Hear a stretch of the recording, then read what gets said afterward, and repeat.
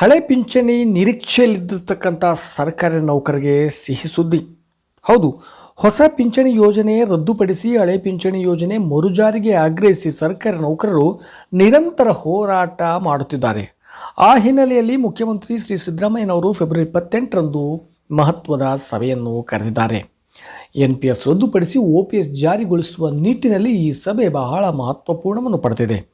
ರಾಜ್ಯ ಸರ್ಕಾರಿ ನೌಕರರ NPS ನೌಕರರ ಸಂಘದ ಪದಾಧಿಕಾರಿಗಳೊಂದಿಗೆ ಫೆಬ್ರವರಿ 28ರ ಸಂಜೆ 6 ಗಂಟೆಗೆ ಮುಖ್ಯಮಂತ್ರಿಗಳು ಹಳೆ ಪಿಂಚಣಿ ಯೋಜನೆ ಜಾರಿಗೆ ಸಂಬಂಧಿಸಿದಂತೆ ಚರ್ಚೆ ನಡೆಸಲಿದ್ದಾರೆ ಎಂದು ತಿಳಿಸಲಾಗಿದೆ.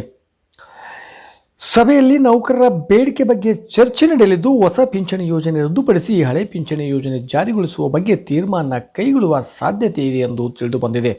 ಹಾಗೊಮ್ಮೆ NPS ರದ್ದುಪಡಿಸಿ OPS ಜಾರಿಗೊಳಿಸುವ ಒಂದು ಸಭೆಯಲ್ಲಿ ನಿರ್ಣಯ ಕೈಗೊಂಡರೆ ಇದು NPS ನೌಕರರ ಒಂದು ಬಾಳಲ್ಲಿ ಆಶಾಕಿರಣವಾಗಿ ಹೊರಹೊಮ್ಮಲಿದೆ.